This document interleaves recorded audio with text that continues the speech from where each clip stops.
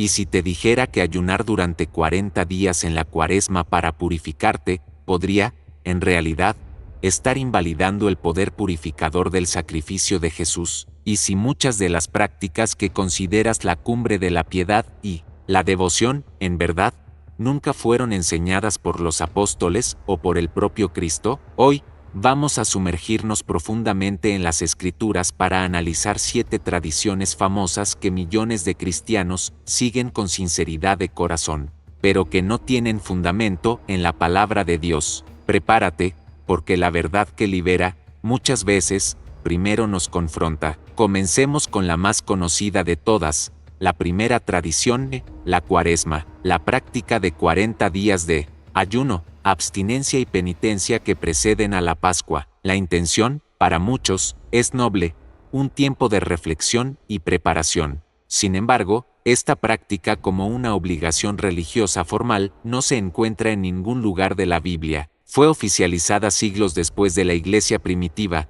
en el Concilio de Nicea. El ayuno es bíblico, la oración es bíblica, el arrepentimiento es bíblico, pero la idea de un período litúrgico obligatorio de 40 días para alcanzar purificación o mérito espiritual es una construcción de la tradición. La gran pregunta aquí es la motivación del corazón.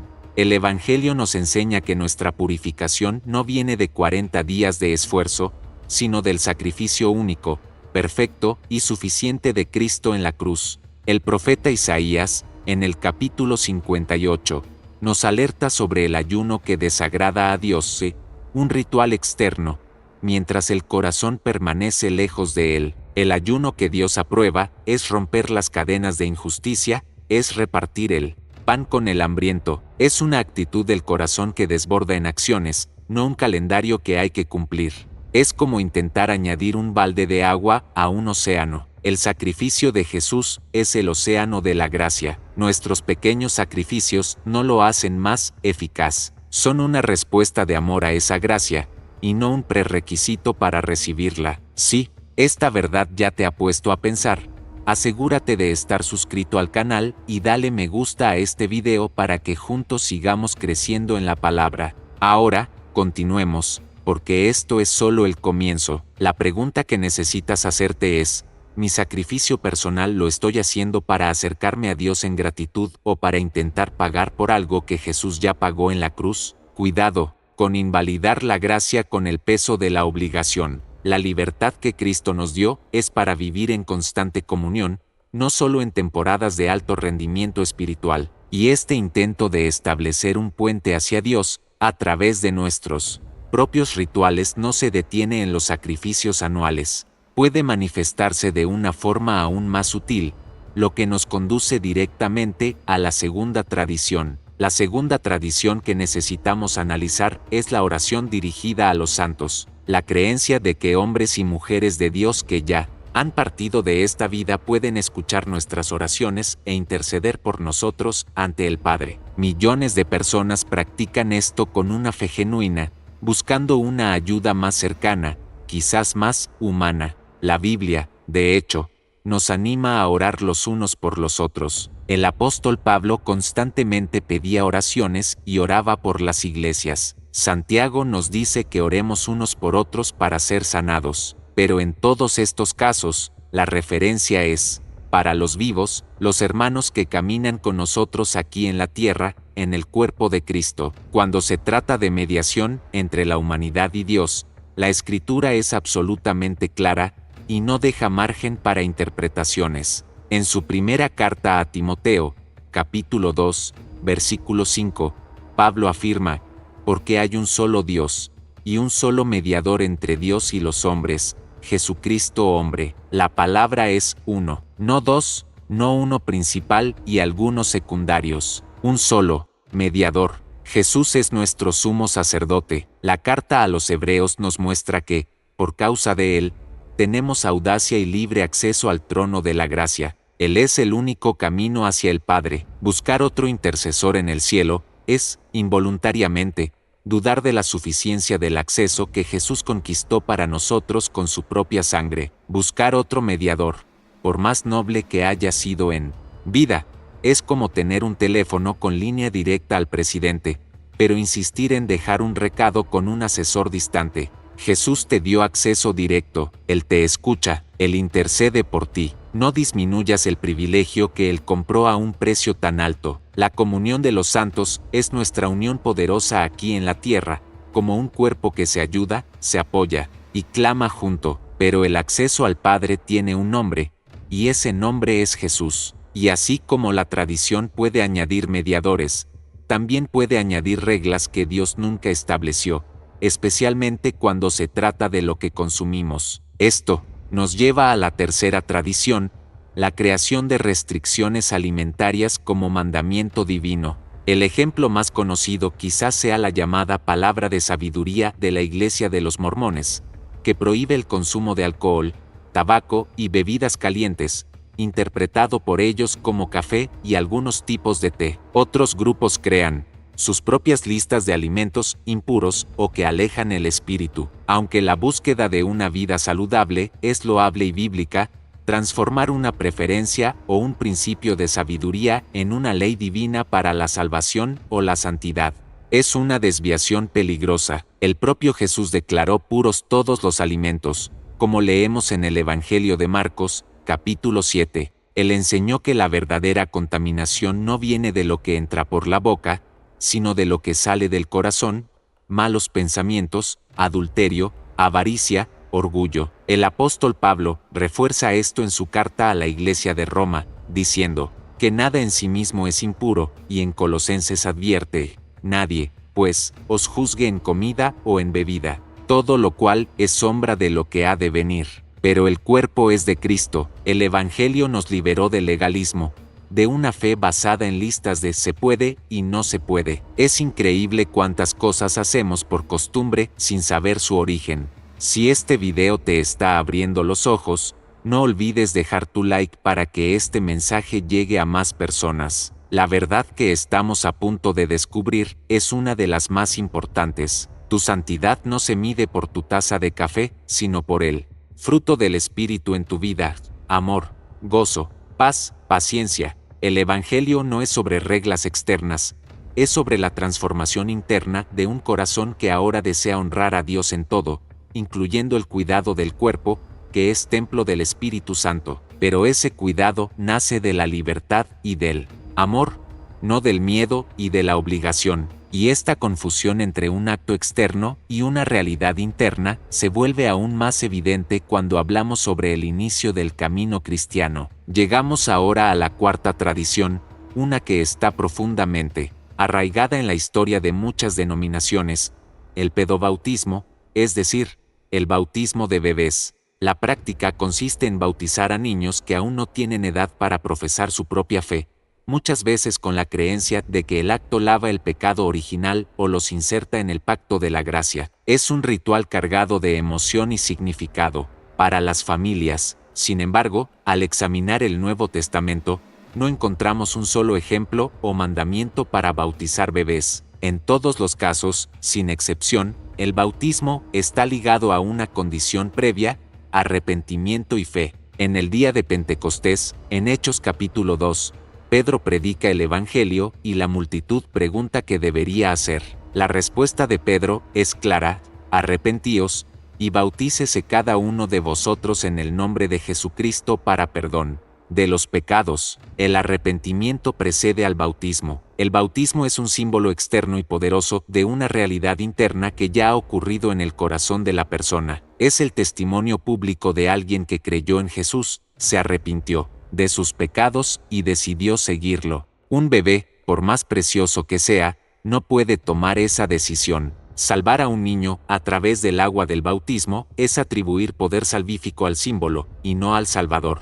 La salvación es únicamente por gracia, mediante la fe. El bautismo es la hermosa fiesta de bodas que celebra públicamente esa unión de fe. No podemos confundir la ceremonia con la relación. Es poner la carreta delante de los bueyes. La decisión de seguir a Cristo es la más personal y transformadora que alguien puede tomar, y debe ser hecha con conciencia y alegría. Intentar tercerizar esa decisión a través de un ritual en la infancia, por más bien intencionado que sea, elimina el poder del testimonio personal que el bautismo representa. Y esta idea de necesitar un intermediario para un acto espiritual nos lleva a la quinta y quizás más impactante tradición. La quinta tradición es el sacramento de la confesión, también conocido como confesión auricular, la práctica de confesar los pecados de forma privada a un sacerdote o pastor para recibir la absolución, es decir, el perdón de Dios a través de ese hombre. Para muchos, es una forma de sentir alivio y tener la certeza del perdón.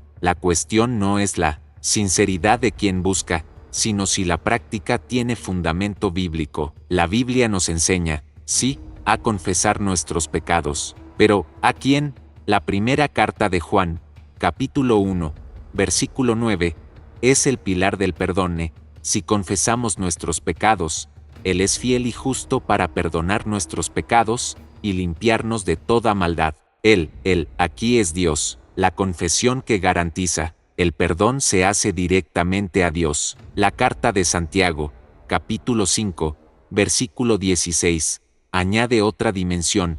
Confesaos vuestras ofensas unos a otros, y orad unos por otros, para que seáis sanados. Noten la diferencia, confesamos a Dios para obtener perdón, y confesamos unos a otros, como hermanos en Cristo, para obtener sanidad, apoyo y rendición de cuentas. No existe la figura de un clero especial que actúa como un peaje para el perdón divino. El velo del templo se rasgó. En el momento en que Jesús entregó su espíritu en la cruz, el velo que separaba al hombre de la presencia santa de Dios se rasgó de arriba a abajo. Esto significa que el acceso es directo. Tú y yo, a través de la sangre de Jesús, tenemos audacia para entrar en el lugar santísimo. Cualquier tradición que intente coser ese velo de nuevo, poniendo a un hombre como intermediario obligatorio para el perdón, está, incluso sin querer, robando tu herencia en Cristo. No lo permitas. Tu confesión a Dios es escuchada, tu arrepentimiento es recibido, el perdón ya fue comprado para ti en la cruz, y esta libertad de acceso se aplica a todas las áreas de nuestra vida, incluyendo nuestro tiempo. Esta verdad nos transporta a la sexta tradición que necesita ser puesta bajo la luz de la palabra, el sabatismo, la observancia obligatoria del sábado como un requisito para el cristiano del nuevo pacto. Grupos religiosos defienden que la observancia del descanso del séptimo día, el sábado, sigue siendo un mandamiento literal e indispensable para la salvación o para una vida de plena obediencia. Se basan en los 10 mandamientos y en la práctica del Antiguo Testamento. Pero, ¿qué nos dice el Nuevo Pacto sobre esto? El Nuevo Pacto nos presenta una teología del descanso mucho más profunda. La carta a los Colosenses, en el capítulo 2, es explícita. Por tanto, nadie os juzgue en comida o en bebida, o en cuanto a días de fiesta, luna nueva o días de reposo, todo lo cual es sombra de lo que ha de venir. Pero el cuerpo es de Cristo. El sábado, así como los sacrificios y las leyes ceremoniales del Antiguo Testamento, era una sombra, una señal, un dedo que apuntaba a una realidad futura, y esa realidad ya llegó. Su nombre es Jesús. Él es nuestro descanso. En Hebreos capítulo 4, somos invitados a entrar en el reposo de Dios, que ya no es un día de la semana, sino una persona en quien nuestro espíritu encuentra alivio y paz. ¿Estás intentando descansar en un día o en el dueño de todos los días? La presión de guardar el sábado perfectamente se convierte en una carga legalista, exactamente el tipo de yugo que Jesús vino a quitar. En el nuevo pacto, cada día es día de adorar y servir al Señor. Nuestro descanso no está en cesar nuestras actividades por 24 horas, sino en cesar nuestros propios esfuerzos para alcanzar la justicia y reposar en la obra consumada de Cristo. Jesús te invita hoy: venid a mí todos los que estáis trabajados y cargados, y yo os haré descansar. Su descanso está disponible para ti ahora, en este preciso momento, no solo el sábado, y esta búsqueda de un punto de contacto físico para una realidad espiritual se manifiesta en nuestra última tradición. La séptima y última tradición que vamos a analizar es el uso de objetos ungidos como puntos de contacto para la fe. La práctica de atribuir un poder espiritual especial a objetos como aceite, agua, sal, una rosa, un pañuelo, y creer que el toque o la posesión de estos artículos es necesaria para recibir una bendición, una sanidad o un milagro. Vemos esto, con frecuencia, donde la fe de las personas es dirigida hacia un amuleto o un ritual, en lugar de ser dirigida únicamente hacia Dios. ¿Puede Dios usar cualquier cosa? Sí. Su soberanía no tiene límites. Usó lodo para sanar a un ciego, usó la vara de Moisés para abrir el mar. ¿Necesita él algo para actuar? Absolutamente no. El peligro está cuando el objeto se convierte en el foco de la fe, y no Dios. La fe bíblica se deposita en la persona de Dios y en sus promesas, no en un objeto físico. Cuando la mujer del flujo de sangre fue sanada, tocó el borde del manto de Jesús. Pero Jesús no dijo, mi manto te ha salvado. Él dijo, tu fe te ha salvado. El poder no estaba en la tela, sino en la fuente de todo poder, que era Jesús. El manto fue solo el medio por el cual la fe de ella se conectó con el poder de Él. Cuidado, de que tu fe no sea transferida de un Dios todopoderoso a un objeto impotente. Tu fe necesita tener un objetivo, y ese objetivo es Cristo. La bendición no está en el aceite, sino en aquel que unge con el Espíritu Santo. La sanidad no está en el pañuelo, sino en el Dios que sana todas las heridas. No permitas que la superstición se vista de fe en tu vida. Deposita tu esperanza y tu confianza únicamente en aquel que nunca falla. El punto central de todo lo que hemos conversado aquí no es atacar iglesias o criticar la fe ajena. Es un llamado urgente a purificar nuestra propia fe, a volver a la palabra de Dios como nuestra única fuente de autoridad. Jesús reprendió duramente a los fariseos en el Evangelio de Marcos, capítulo 7, con palabras que resuenan hasta hoy. Hábilmente invalidáis el mandamiento de Dios para guardar vuestra tradición. El mayor peligro de la tradición es que parece correcta, parece piadosa, pero puede desviarnos sutilmente, milímetro a milímetro, del verdadero y simple evangelio de la gracia. Te desafío hoy, examina tu corazón con sinceridad.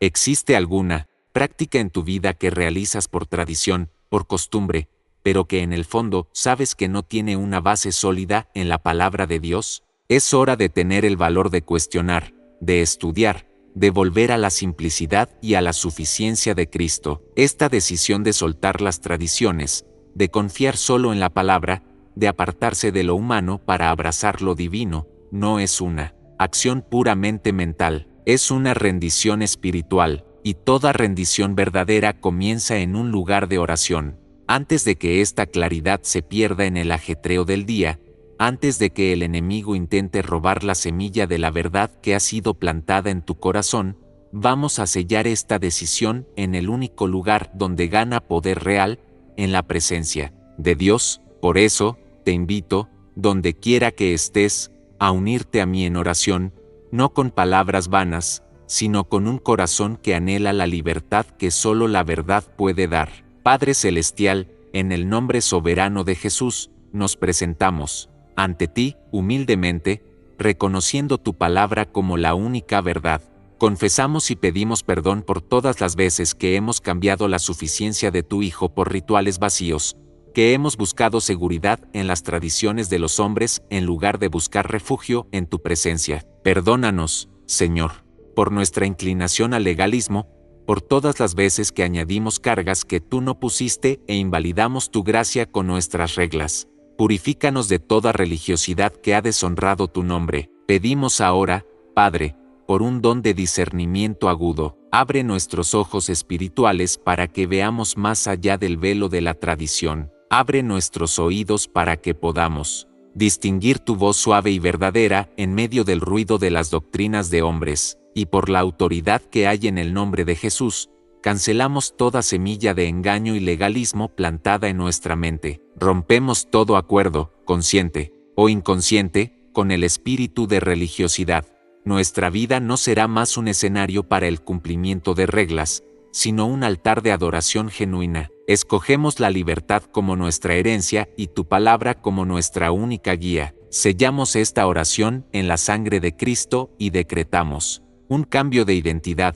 No somos más prisioneros de reglas, somos hijos que caminan en la libertad de tu gracia, guiados por tu Espíritu. En el nombre de Jesús, amén y amén. Gloria a Dios. Si tomas posesión y estás de acuerdo con esta oración, declara tu amén en los comentarios y deja tu like en este video. Lo que hemos vivido aquí, en estos minutos, ha sido poderoso, pero entiende algo crucial.